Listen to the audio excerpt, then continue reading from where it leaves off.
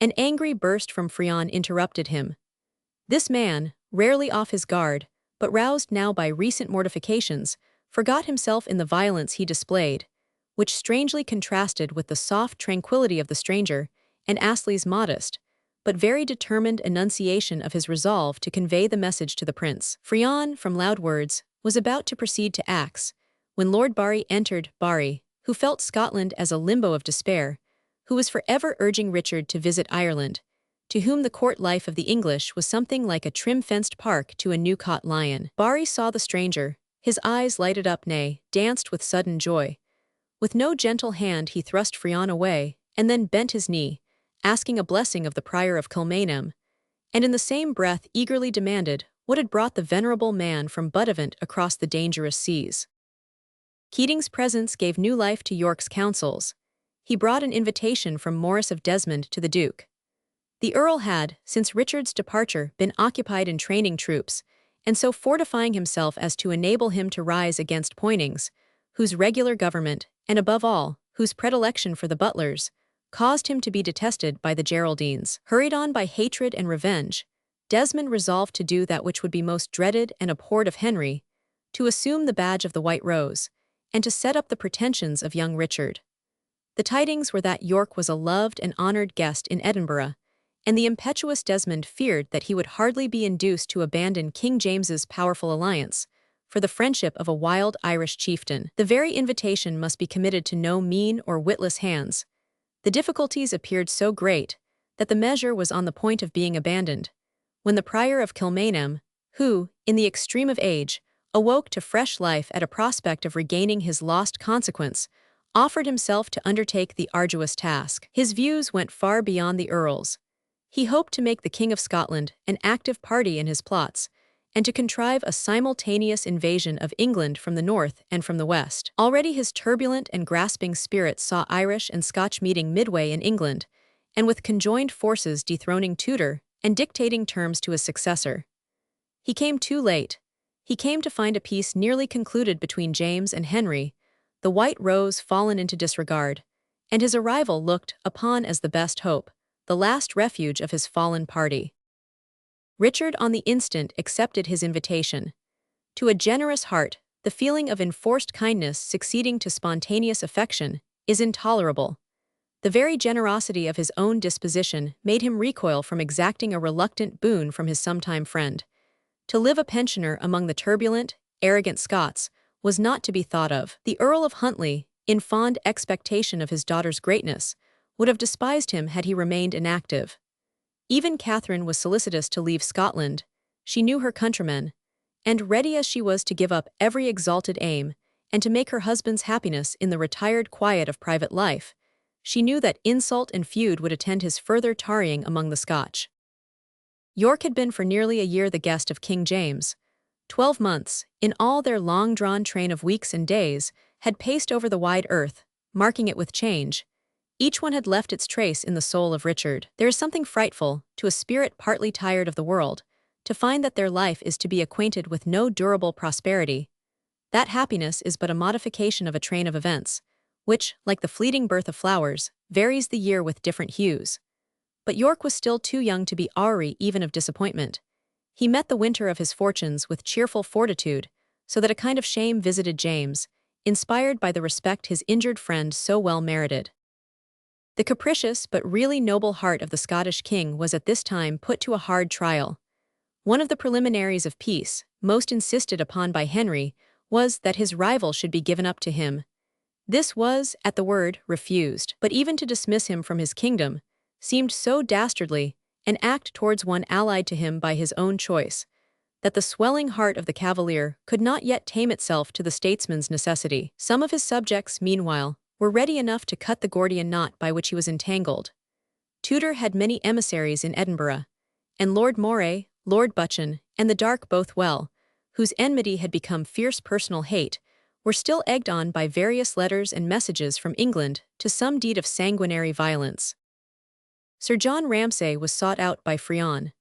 That goodly diplomatist must have entertained a high opinion of his mollifying eloquence, when he dared encounter the hot temper of him he had dishonored in the eyes of the English prince, and of his own countryman Hamilton. But Frion knew that in offering revenge he bought pardon.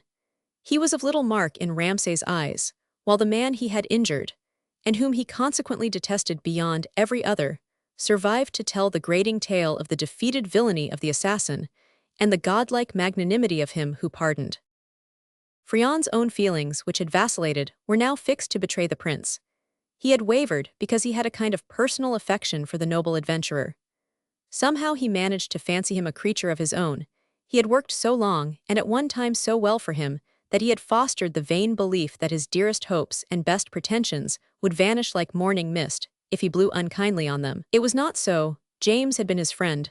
Huntley had given him his daughter without his interference.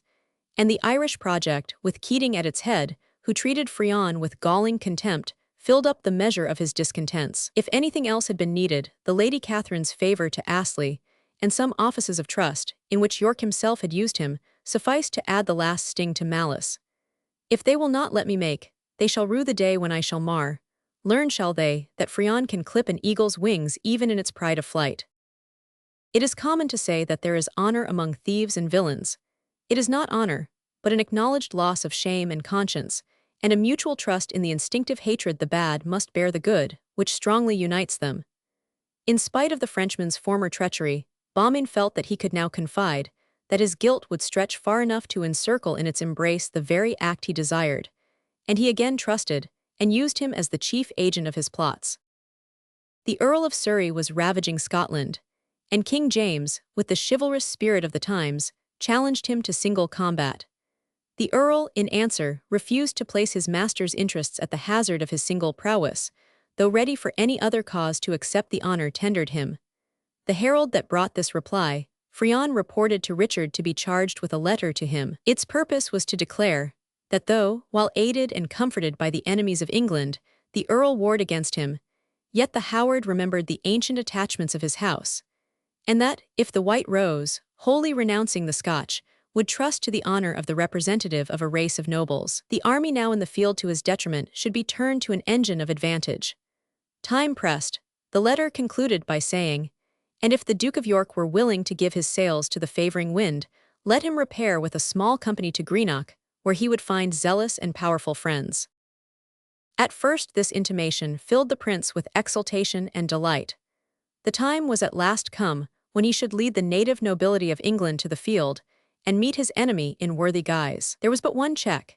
He could not join Surrey, while Surrey was in arms against his once generous friend, so that by a strange shifting of events, he now became anxious for peace between Scotland and England, eager that the seal should be set that destroyed the alliance and amity which had so lately been the sole hope of his life. Neville and Plantagenet entered into his views, and while, seemingly at the bottom of fortune's scale, a new spirit of gladness animated this little knot of Englishmen. For one thing young Richard was not prepared. The preliminaries of peace he knew were arranged, and he was aware that its conclusion would take the sword out of James's hand.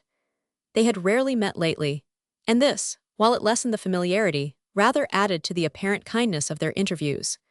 There was in both these young princes a genuine warmth of heart and brightness of spirit that drew them close whenever they did meet. James honoured the integrity and the unconquered soul of the outcast monarch, while his own genius, his vivacity, and polished courtesy, in spite of his caprice and late falling off, spread a charm around that forced admiration and affection even from him he injured. It was at this period that, notwithstanding their real disunion, Richard felt it as strange to find his royal host confused in manner and backward of speech. They had been at a hunting party, where Lord Moray's haughty glance of triumph and the sneer that curled the Earl of Buchan's lip would have disclosed some victory gained by them, had York deigned to regard their aspects.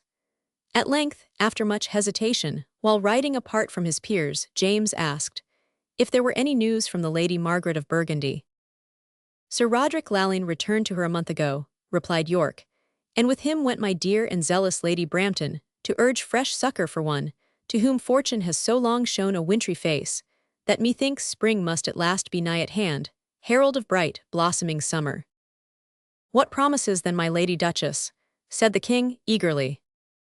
"Alas, her promises are as blank as her power," replied Richard. "Even when the old Dukes of Burgundy were as emperors in Christendom, they were but as provosts and city magistrates in the free towns of Flanders, and these towns resolve on peace with England. It is the cry of the world, said James with a sigh. This tutor is a mighty man. Why even I, a Scot, a warrior and a king, am forced to join the universal voice, and exclaim, peace with England, even though my honor is the sacrifice. Your Majesty imparts no strange truth to me, said York. I have long known that this must be, but surely you speak in soreness of spirit, when you speak of the sacrifice of honor. I thought the terms agreed on were favorable to Scotland. King Henry demanded, in the first place, the delivery of your highness into his hands. James blushed deeply as he said these words. Or he will come seize me, rejoined the Duke with a laugh. In good hour I will deliver myself, if he will walk through the bristling lances, and set it not the wide-mouthed cannon that will bellow in his path. Have you then new hopes? Cried the king. Oh, say but so, and half my shame and all my sorrow vanishes. Say that you have hope of speedy good in some other country, for I have sworn, ere April wear into May, Scotland shall be made poor by your highness's absence. A long pause followed these words. James felt as if he had given words to his own concealed dishonor, and struck his iron-girdled side with the bitter thought. Oh, spirit of my father, this may not atone, but I must pay also in shame and torturous self-contempt for my heavy guilt. A sudden blow, a precipitous fall when unaware his feet had reached the crumbling brink of a beetling precipice, would not have made such commotion in Richard's heart, as the forced and frightful conviction that the friend he had trusted heaped this insult on him. For the first time in his life, perhaps, pride conquered every other feeling, for reproach had been more friendly than the spirit that impelled him, with a placid voice and a glance of haughty condescension, to reply, Now that your Majesty dismisses me, I find it fittest season to thank you heartily for your many favors. That you deny me to the suit of your new ally, and send me forth scathless from your kingdom, is the very least of these. Shall I forget that, when a wanderer and a stranger I came hither, you were a brother to me? That when an outcast from the world, Scotland became a home of smiles, and its king my dearest friend? These are lesser favors, for your love was of more value to me than your power, though you used it for my benefit. And when you gave me the Lady Catherine, I incurred such a debt of gratitude, that it were uncancelled, though you cast me, bound hand and foot, at tutor's footstool. That I am bankrupt even in thanks is my worst misery. Yet if the eye of favor, which I believe fortune is now opening on me, brighten into noonday splendor, let James of Scotland ask, and when England shall be added to his now barren name, Richard will give, though it were himself. Gentle cousin, replied the king, you gloss with horrid words a bitter pill to both, for though the scath seem yours, mine is the punishment. I lose what I can ill spare, a kinsman and a friend. Never, cried York, Scotland bids a realmless monarch, a beggar prince, depart.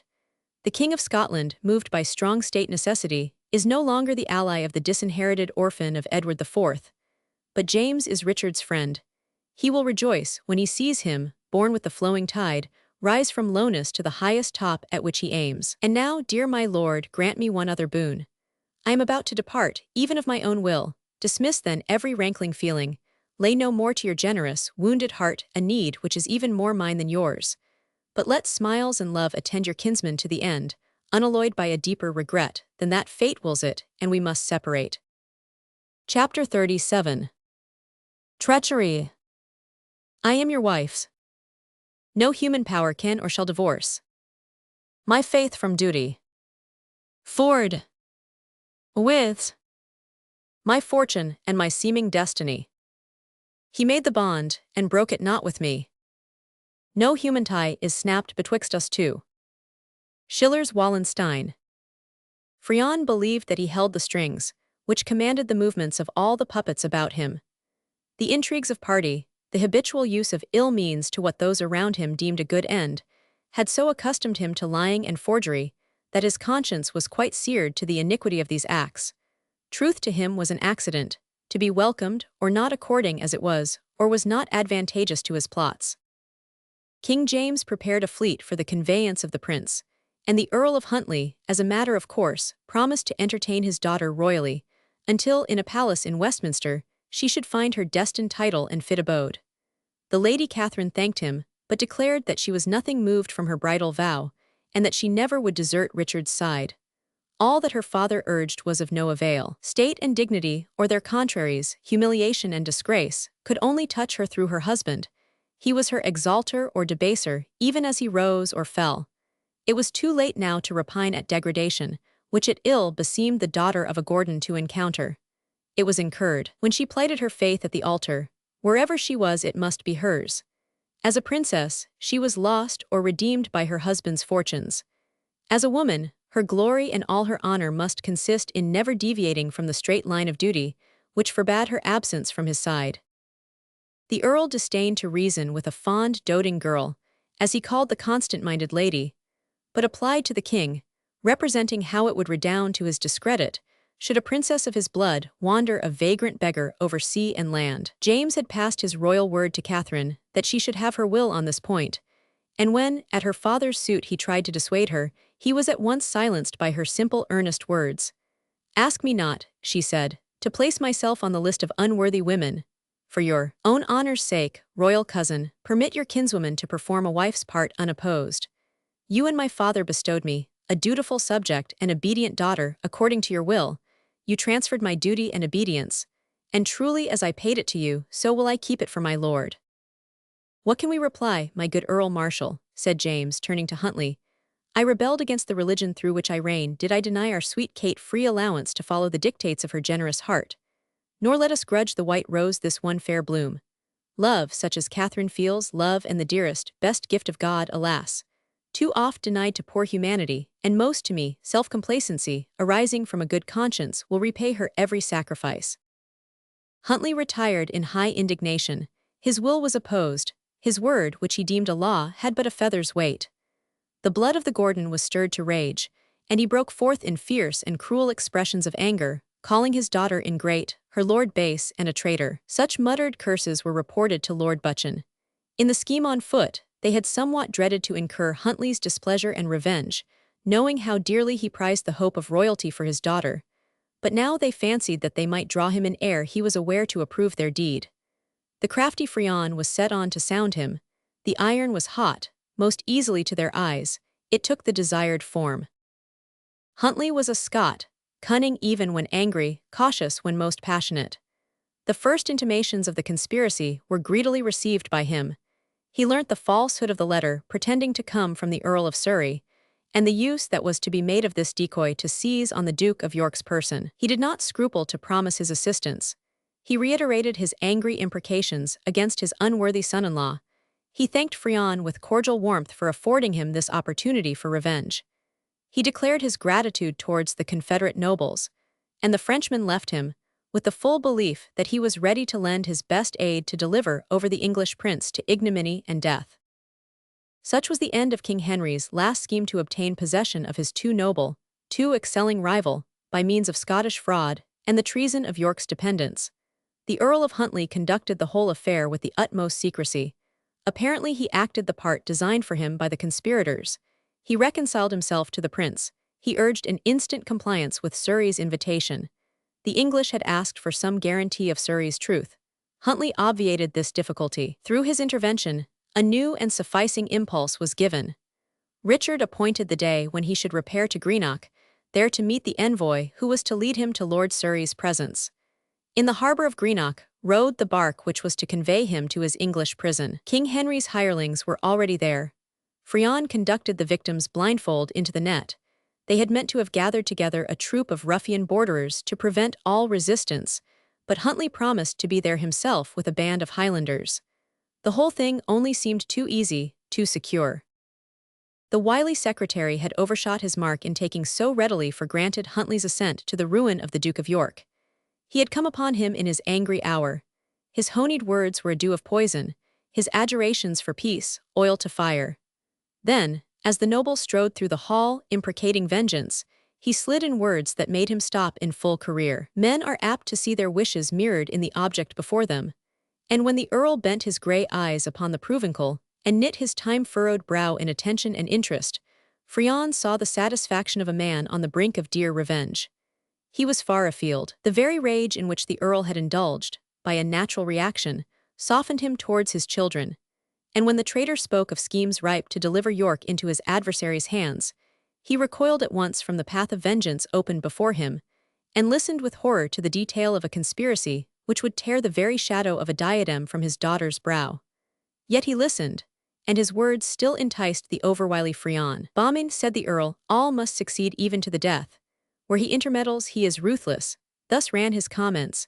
"My good Lord Buchan, what the foul fiend makes him so busy? English gold, yes, Buchan loves the gilding better than the strong iron that it hides. The honor of the royal house, my most reverend uncle. Is his animosity so stirring? Oh, priests are your only haters." So Richard's tale is told. The chroniclers will speak of Duke Perkin, of the canker that ate out the heart of Gordon's fair rose, the gibbet, instead of a throne to which she was wed, a fair eminence. My Kate will hardly ascend it with him, she must halt at the gallows foot. These words, said with bitterness, seemed to Frion the boiling sarcasm of an exasperated parent. The man's vanity was the trap in which he was caught. He could not believe that a savage Scot, an untaught Highlander, could enter the lists with one nurtured in the subtle atmosphere of Provence, with the pupil of Louis XI, a man schooled in Eastern lore, who had passed a whole life of contrivance and deceit. The Scottish nobles, Moray, Buchan, and Bothwell, were satisfied in having given their countenance to the English hirelings, and now that the more powerful Huntly promised to watch over the execution of their designs, they were glad enough to withdraw from the rude and inhospitable act. Huntly had everything in his own hands. He, with a party of Highlanders, escorted the Duke and Duchess of York, with their friends and attendants, to Greenock. Frion had never shown himself so humble or so courteous. He seemed afraid that any one of his victims should escape.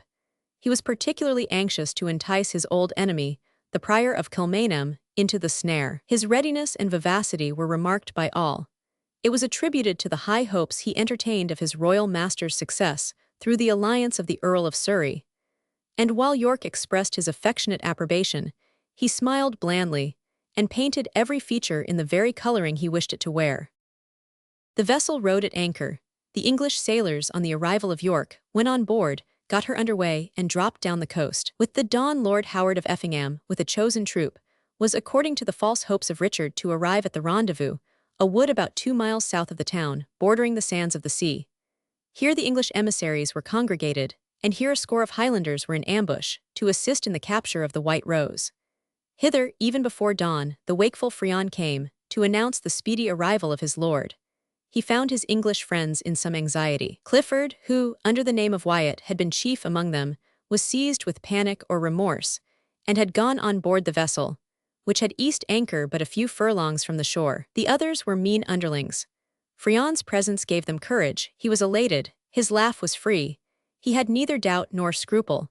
No, not even when he turned from the vulgar, brutalized countenances of these ruffians, to behold the princely victim in all the splendor of innocence, with one beside him so lovely that the spirit of good itself had selected her form for its best earthly bower, or to see Edmund, whose dark eyes beamed with unknown joy, and Neville, whose haughty glance was exchanged for a glad smile. The man's sole thought was exultation at his own cleverness and success, in having inveigled so many of the noble and the brave to this dark fate. "What tidings of Effingham?" asked York. "Are ye ready?" cried Huntly. "All," replied Frion, "all save him ye name Wyatt. Sir Robert, forsooth, is but half a man, and never does more than half deed, though that half makes whole crime. All is ready. I hear the sound of oars, the boat nears the shore." Through the tall bare trunks of the trees, a glimpse of the beach might be gained. The roaring of the surges was distinct, now mingled with the cry of sailors. "Then lose we no time," said Huntly. "My Lord of York, these words sound strange. You expected a noble countryman to lead you to victory, you find nameless fellows, and the Prince of Knaves, most ready and willing to lead you to everlasting prison. Lo, the scene shifts again. Never be cast down, Master Frion. You are as subtle as any of your race, only to be outwitted by a niggard Scotchman, who can ill read and worse write, except when villainy is blazoned in a man's face, and his sword indicts a traitor's fate. Your clerkship will find none among us learned enough to afford you benefit of clergy." Huntly drew his sword, and at the signal his Highlanders arose from their ambush. Prion was seized and bound. None, who even a moment before had seen the smooth-faced villain, could have recognized him. He was pale as the snow on Ben Nevis. A Highlander, an adept in such acts, dexterously threw a knotted rope over his head, and cast his eye up to the trees for a convenient branch. Such had been the orders, such the summary justice of the Earl. Richard meanwhile looked on the blanched visage and quailing form of his betrayer in mere compassion. "Is it even so, Etienne?" he said, and after long companionship we part thus. The trembling craven fell on his knees, though he tight the halter by the movement, so that when Richard turned away, saying, I had thought better of thee, Jesu pardon thee as readily as I farewell, he had scarce voice to cry for mercy. Ay, cried the Gordon, such mercy as we grant the wolf and thievish fox. Short shrift be thine, master secretary. By Our Lady's grace stay, said Catherine, do not kill the false-hearted knave, he is a coward and dares survive his honor, let him live. Richard looked sternly on the kneeling slave. To the good there is something awful in the sight of a guilty man. It is a mystery to them how the human heart can be so perverted. Is it a spirit from hell that incorporates itself with the pulsations of our mortal bosom, a darkness that overshadows, a fiendish essence that mingles with the breath God gave to his own image? York felt a shrinking horror. Thou hast pursued me since my youth, he said, forcing thyself into my counsels, sometimes as a wily enemy, at others befriending me in seeming, raising my soul that flagged beneath the world's unkind ministry, dropping balm by thy words into a wounded heart to end thy office thus. Was this thy purpose ever, or what demon whispered thee to betray? Die, oh no. Too many, the good, the great, the true have died for me. Live thou a monument, a mark to tell the world that York can pardon, York can despise, not so base a thing as thee that were little but even thy employer. Go tell my sister's husband that I bear a charmed life, that love and valor are my guards. Bid him bribe those, nor waste his ill-got crowns on such as thee. Unbind him, sirs, make signal to the boat, let him on board, the wind stands fair for England. The fall of many a hope, roused by the forgery on Surrey's name, was forgotten by Richard, as he sickened at this other mark of man's wickedness and folly. He was surely the dear sport of fortune, a tale to chronicle how faithless friends may be. If such thoughts, like summer clouds, darkened his mind, they vanished, driven by the winds of life that bore him onward. This was no time for mere gloomy meditation, though he was obliged to return to his forgotten Irish scheme, and to dismiss the glorious anticipation in which he had indulged, of leading the chivalry of England to the field, though no real defeat had ever visited him so keenly as this mockery of one. Yet he was forced to forget himself, and to apply himself to console and rouse his downcast friends. But his skill was well repaid, and soon he again awoke to those feelings of buoyant hope, unwearied energy, and unshaken confidence, which were the essence of his character. In this last trial, he felt how much good he might derive from the sweetness and constant spirit of the Lady Catherine. She hoped for none of the world's blessings, except they came in the shape of loves from him to whom she was united. Happiness, all hers as centered in her blameless affections, and her confidence was placed in the belief and knowledge that by devoting herself to her Lord, to the wandering outcast who so dearly needed her sacrifice, she fulfilled her destiny upon earth and pleased the great taskmaster, who for happiness or misery, but certainly for good, had given her life. All her gentle eloquence was spent in dissuading Richard from those unkind thoughts towards his species, which the treason of these base men, the caprice of James, the harsh sentence for this was again brought home to him by disappointment of Surrey, awakened in his bosom. It proved no hard task. Soon the princely adventurer, with eagle flight, soared from the sad prostration of spirit, the birth of his disasters, to fresh hopes and lofty resolves. It was necessary immediately to prepare for his departure. The Earl of Huntly, struck by his magnanimity, no longer opposed his daughter's wish. The English exiles were eager for a new, and they believed for untired is hope in man, for a prosperous career. Scotland grew rude, confined, and remote in their eyes. In Ireland were placed for them the portals of the world, to be opened by their swords. The dancing sea waves invited them. The winds of heaven lent themselves to their service. My friends, said Richard, dear and faithful partners of my wayward fortunes, I would fondly believe that we are favored of heaven. We are few, but the evil and the treacherous are no longer among us. And does old time in all his outworn tales tell any truer than that the many, being disunited and so false, have ever been vanquished by the loving, bold, and heroic few? That a child may scan with its fingers our bare arithmetic will therefore be to us the source of success, as assuredly it will be of glory. The English were few when they mowed down thickly planted French at Crécy and Poictiers. Which among us, armed as we are in the mail of valor, but would encounter 10 of Tudor's scant-paid mercenaries? For me, I do believe that God is on my side, as surely as I know that justice and faith are, and I fear no defeat.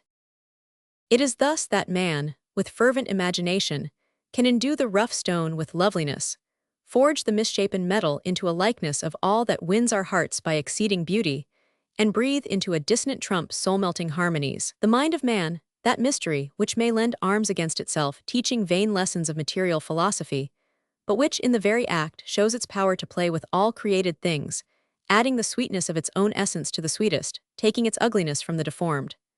The creative faculty of man's soul, which animating Richard made him see victory in defeat, success and glory in the dark, the tortuous, the thorny path, which it was his destiny to walk from the cradle to the tomb. Oh, had I, weak and faint of speech, words to teach my fellow creatures the beauty and capabilities of man's mind. Could I, or could one more fortunate, breathe the magic word which would reveal to all the power, which we all possess, to turn evil to good, foul to fair, then vice and pain would desert the newborn world. It is not thus. The wise have taught, the good suffered for us. We are still the same, and still our own bitter experience and heartbreaking regrets teach us to sympathize too feelingly with a tale like this, which records the various fortunes of one who at his birth received every gift which most we covet, whose strange story is replete with every change of happiness and misery, with every contrast of glorious and disgraceful, who was the noble object of godlike fidelity and the sad victim of demoniac treason, the mark of man's hate and woman's love, spending thus a short eventful life. It is not spent, he yet breathes, he is on the world of waters. What new scene unfolds itself? Where are they who were false, where those who were true? They congregate around him, and the car of life bears him on, attended by many frightful, many lovely shapes to his destined end. He has yet much to suffer, and human as he is, much to enjoy. Chapter 38.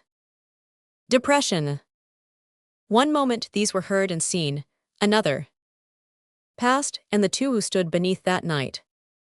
Each only heard, or saw, or felt the other. Shelley. The hour had now arrived when Richard took leave of Scotland. The king was humbled by the necessity he felt himself under, of sending forth his friend and kinsman into the inhospitable world, and he felt deep grief at parting with his lovely cousin.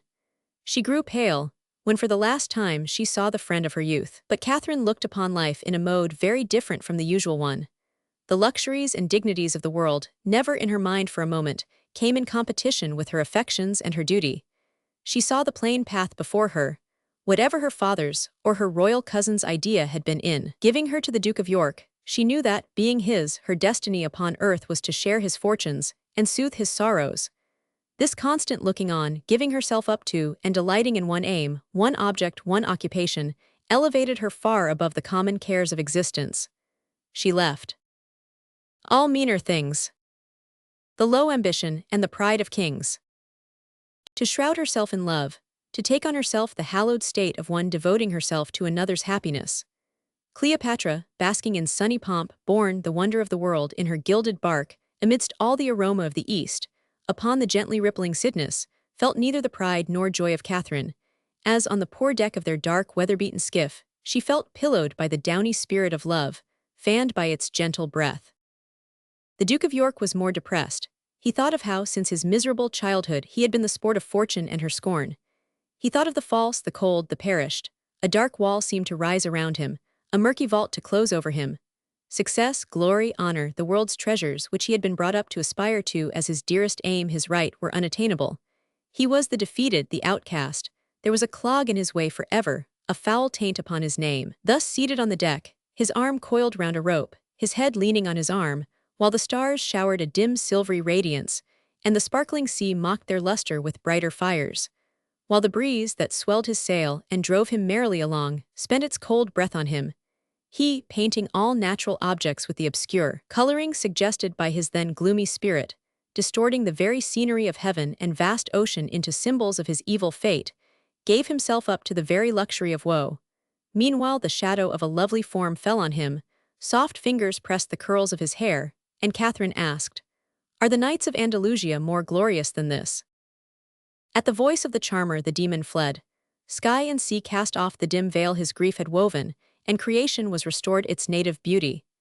Hitherto the halls of palaces, the gaiety of a court, the council chamber, had been the scenes in which the princely pair had lived together. Linked to an engrossing state of things, surrounded by their partisans, they had been friends, nay lovers, according to the love of the many. But solitary nature is the true temple of love, where he is not an adjunct but an essence, and now she alone was around them to fill them with sublime awe and the softest tenderness.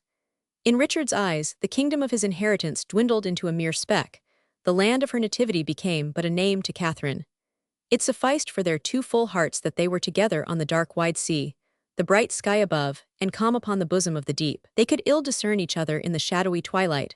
A dreamlike veil was cast over their features, as sleep curtains out the soul, so that we look on the beloved slumberer and say, "He is there, though the mystery of repose wraps me from him." So now darkness blinded and divided them, but hand clasped hand. He felt that one existed who was his own, his faithful, and she rejoiced in the accomplishment of the master sentiment of her soul, the desire of self-devotion, self-annihilation for one who loved her. The passion that warmed their hearts had no fears, no tumult, no doubt. One to the other they sufficed. And but that the trance's fleeting happiness, the lost child of the world, would have found here her home. For when love, which is the necessity of affectionate hearts, and the sense of duty, which is the mystery and the law of our souls, blend into one feeling, paradise has little to promise save immortality. For many days, this state of forgetful ecstasy lasted. Plantagenet and Neville spoke of wars in England, Lord Barry and Keating of their Irish schemes. The prince listened and replied, but his soul was far away. Oh, that forever they might sail thus on the pathless, shoreless sea. Nothing mean or trivial or ignoble could visit them. No hate, no care, no fear. This might not be, but to have felt, to have lived thus for a few short days, suffices to separate mortal man from the groveling part of his nature. No disgrace, no despair can so bring him back to the low-minded world, as to destroy the sense of having once so existed. And Richard, marked for misery and defeat, acknowledged that power which sentiment possesses to exalt us, to convince us that our minds, endowed with a soaring, restless aspiration, can find no repose on earth except in love. Chapter 39. Siege of Waterford. Now for our Irish wars. Shakespeare. Again the Duke of York approached the rocky entrance of the Cove of Cork. Again he passed through the narrow passage, which, opening, displayed a lovely sheet of tranquil water, decked with islands. The arrival of his fleet in the harbor was hailed with joy. Old John O'Water had returned to his civic labors, and had contrived to get himself chosen mayor for this year, that he might be of greater assistance to the White Rose in his enterprise. As soon as the arrival of his ships off the coast was known, O'Water dispatched messengers to the Earl of Desmond, and busied himself to give splendor to Richard's entrance into Cork. Tapestry and gay-colored silks were hung from the windows, the street was strewn with flowers, citizens and soldiers intermixed crowded to the landing place. York's heart palpitated with joy. It was not that thence he much hoped for success to his adventure, which required more than the enthusiasm of the remote inhabitants of the south of Ireland to achieve it. But Cork was a sort of home to him. Here he had found safety when he landed, barely escaped from Tranmere's machinations. Here he first assumed his rightful name and title. Here, a mere boy, ardent, credulous, and bold, he had seen strangers adopt his badge and avouch his cause. 5 years had elapsed since then. The acclaim of a few kind voices, the display of zeal, could no longer influence his hopes as then they had done, but they gladdened his heart, and took from it that painful feeling which we all too often experience, that we are cast away on the inhospitable earth, useless and neglected. He was glad also in the very first spot of his claimed dominions whereon he set foot, to see the Lady Catherine received with the honors due to her rank.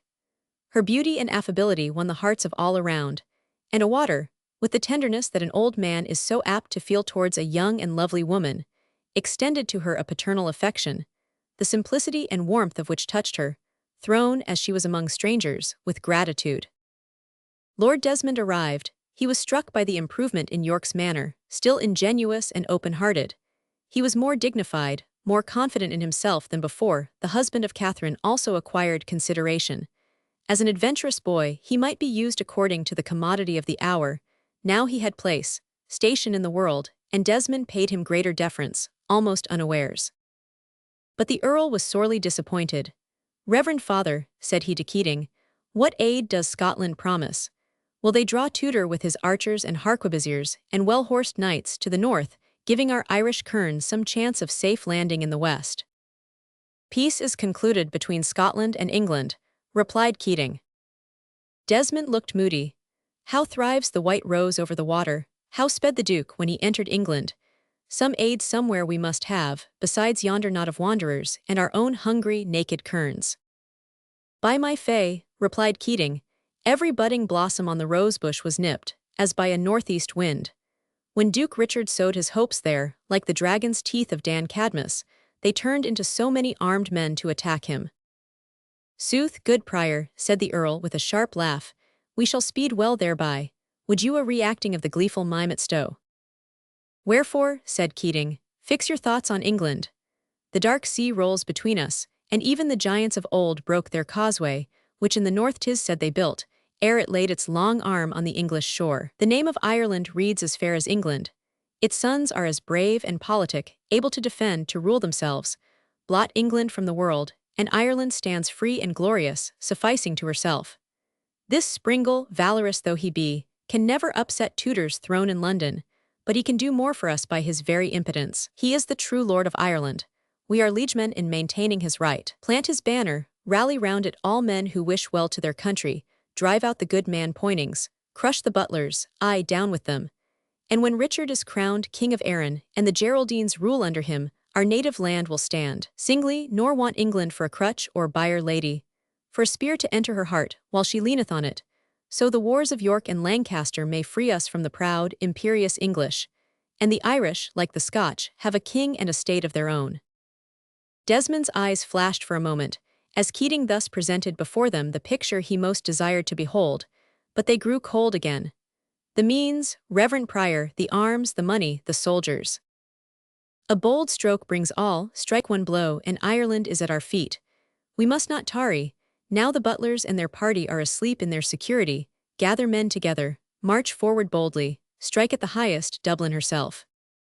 Father, replied the Earl, long before I were halfway there, my litter would be abandoned even by its bearers, and we left alone among the bogs and mountains, to feed as we may, or die. If there be any sooth in your scheme, it can only prove good, inasmuch as we secure Connaught to ourselves, and turn this corner of the island into a kingdom. But neither one word nor one blow will gain Dublin. You are right so far, something must be done, and speedily. And if it be well done, we may do more, till by the aid of the blessed St. Patrick and white-toothed Bridget, we tread upon the necks of the Butlers.